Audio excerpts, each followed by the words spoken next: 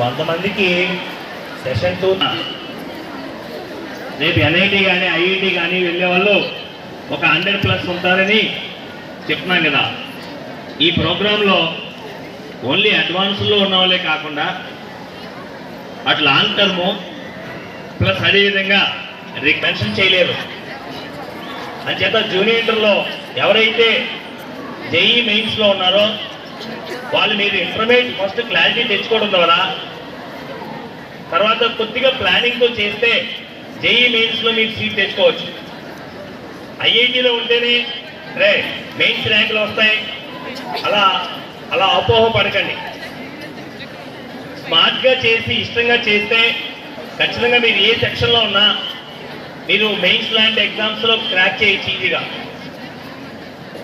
అయితే మనకి ఇప్పుడు ఐపీ ఎగ్జామ్స్ కమెంట్స్ అవుతున్నాయి కాబట్టి ప్రతి ఒక్కరికి నా సిన్సియర్ అడ్వైజ్ ఏంటంటే ప్రతి ఒక్క మార్కు కోసం ప్రతి మార్కు కోసం తపన ఉండాలి. ఎందుకంటే ఆ ప్రతి మార్కు కూడా మీలో కాన్ఫిడెన్స్ పెంచుతుంది అన్నమాట. మనస్ఫూర్తిగా ప్రతి ఒక్కరు ట్రై చేసి మీ కెరీర్ పట్ల మీకు ఇంట్రెస్ట్, తర్వాత మీ పేరెంట్స్కి అదేవిధంగా ఇక్కడ ఇంత కష్టపడి చూడండి ఎంతో ఇష్టపడి ఇక్కడ చేస్తున్నారు ఫ్యాకల్టీ ఏమన్నాండి, అటు కోఆర్డినేటర్స్ పీఈటీసు ఆఖరికి కంప్యూటర్ డిపార్ట్మెంట్లో ఉన్న ప్రతి ఒక్కళ్ళు పేరున నేను చెప్తున్నాను.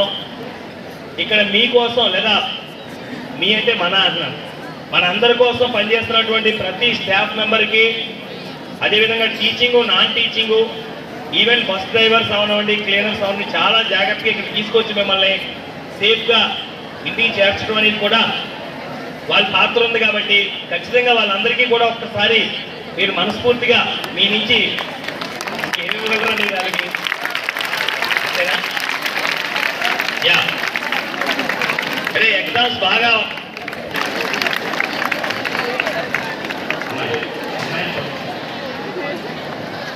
అది కొన్ని వాయిస్ అనుకోని పంపిస్తారు.